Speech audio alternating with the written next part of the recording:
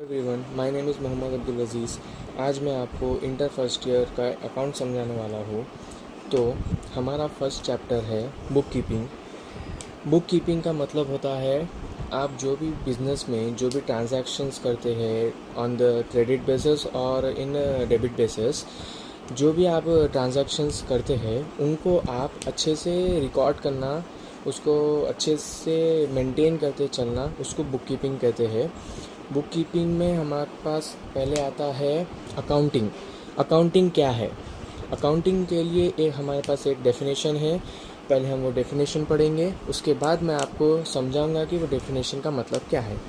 So the definition is the act of recording, classifying, and summarizing in a signification manner in terms of money transactions and events which in part at least of a financial character and interpreting the results thereof। इसका मतलब है कि accounting जो है वो एक act है recording, classifying and summarising in a signification manner. मतलब सिग्निफिकेशन मैनर का मतलब होता है एक सही तरीके से, इन वेल मैनर्ड तरीके से करना। कोई भी काम सही तरीके से करने को सिग्निफिकेशन मैनर कहते हैं। उसमें हमारे पास 3 चीज़ है: recording, classifying and summarising. Recording का मतलब होता है जो भी आप ट्रांजैक्शन कर रहे हैं उसको आप एक सही तरीके से हर ट्रांजैक्शंस बगैर भूले कैसा भी उसमें आप रिकॉर्ड करें। इस रिकॉर्डिंग का मतलब ये होता है। और क्लासीफाइंग का मतलब होता है जो भी आप ट्रांजैक्शन कर रहे हैं in the terms of money transactions, उसको आप अच्छे से क्लासीफाई करें, वेदर वो एक क्रेडिट ट्रांजैक्शंस है या डेबिट ट्रांजैक्शंस है, वो आप अच्छे से उसको आप क्लासीफाई करें। समराइजिंग का मतलब होता है कि जो ट्रांजैक्शंस आप कर रहे हैं उसके बारे में आप हर एक छोटी से बड़ी डिटेल उसमें मेंशन करें आप, जिससे आपको फ्यूचर में प्रॉब्लम ना हो। इसका मतलब है समराइजिंग। अब हमारे पास आता है अकाउंटिंग प्रोसेस। अकाउंटिंग प्रोसेस में हमारे पास क्या है? पहले input, process and output. Input मतलब बिजनेस ट्रांजैक्शंस, जो भी बिजनेस ट्रांजैक्शंस होते हैं उसमें वो आप इनपुट करते हैं अकाउंटिंग प्रोसेस में। अकाउंटिंग प्रोसेस में क्या क्या चीज़ें होते हैं? पहली चीज़ identifying, recording, classifying, summarising, analysing, interpreting, communicating. और आउटपुट में हम क्या देते हैं? Information to the user. Information to the user मतलब आप पहले इनपुट डालते हैं, आपका जो भी ट्रांजैक्शन होता है आप उसको अकाउंटिंग प्रोसेस में डालते हैं। अकाउंटिंग प्रोसेस में डालने के बाद जो आपको बैलेंस आता है, जो आपका टोटल आता है, उसको आप आउटपुट कहते हैं। उसमें इंफॉर्मेशन होती है कि कितना आपका बैलेंस ड्यू है या कितना टोटल है आपका, कितना कैरिड डाउन करे, कितना ब्रॉड डाउन करे, उसमें ये सब इंफॉर्मेशन होती है। इस अकाउंटिंग प्रोसेस का ये मतलब होता है इन सिंपल वर्ड्स। अब हमारे पास दूसरी चीज़ ये है अकाउंटिंग साइकिल। अकाउंटिंग साइकिल क्या होती है?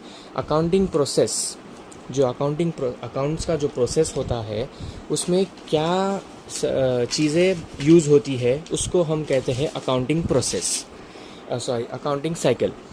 तो अकाउंटिंग साइकिल में मेनली 6 चीज़ें यूज़ होती है। पहली चीज़ होती है आइडेंटिफाइंग बिजनेस ट्रांजैक्शंस, के हम बिजनेस ट्रांजैक्शंस को आइडेंटिफाई करें। और दूसरी चीज़ होती है जनरलाइजिंग दी ट्रांजैक्शंस। हर ट्रांजैक्शन को पहले हम जनरलाइज करेंगे, यानी कि जनरल एंट्रीज़ में डालेंगे, जो कि हम आगे वीडियोस में देखेंगे कैसे डालते हैं। तीसरा स्टेप है posting transactions into ledger. Ledger account होता है जो जनरल एंट्रीज़ के बाद आता है। उसमें हम जनरल एंट्रीज़ में जो एंट्रीज़ डालते हैं उसको हम एक एडवांस तरीके से लिखते हैं लेडजर अकाउंट्स में। हमारा 4th स्टेप आता है preparing trial balance. Trial balance ledger accounts के बाद आता है। ये बेसिकली आपका receipts and payments, income and expenditures इसमें रिकॉर्ड होता है। हमारा 5th स्टेप आता है preparing manufacturing, trading and profit and loss account. ये स्टेप में क्या होता है कि आपके बिज़नेस में जो भी प्रॉफिट एंड लॉस है जो भी ट्रेडिंग है वो सब हम इसमें रिकॉर्ड करते हैं। मेनली इसका मतलब होता है कि आपके बिज़नेस में कितना प्रॉफिट हुआ, कितना लॉस हुआ, वो सब हम एक अलग बुक्स में मेंटेन करते हैं। लास्ट स्टेप है preparing balance sheet. Balance sheet जो है ये पूरे अकाउंटिंग साइकिल में लास्ट चीज़ है और बहुत इम्पॉर्टेंट चीज़ है। अगर हमारी बैलेंस शीट गलत हो जाती है तो हमारा पूरा प्रॉब्लम गलत हो जाएगा। अब हमारे पास है कुछ golden rules of accounting. First one, personal account, real account and nominal account. ये तीनों अकाउंट्स भी हमारी बहुत हेल्प करते हैं in different situations. Where as in first one, personal accounts, there is debit the receiver, credit the giver. इसका मतलब होता है जो हमारे पास आता है वो हम डेबिट साइड लिखते हैं, जो हमारे पास से जाता है वो हम क्रेडिट साइड लिखते हैं। Second one, real accounts. इसमें हमारे पास सिचुएशन है debit what comes in, credit what goes out. इसका मतलब है हम डेबिट साइड वो एंट्रीज़, वो चीज़ें लिखते हैं जो हमारे पास आते हैं, और क्रेडिट साइड हम वो चीज़ें लिखते हैं जो हमारे पास से जाते हैं। थर्ड वन है नॉमिनल अकाउंट्स। नॉमिनल अकाउंट में है debit all expenses and losses, credit all incomes and gains.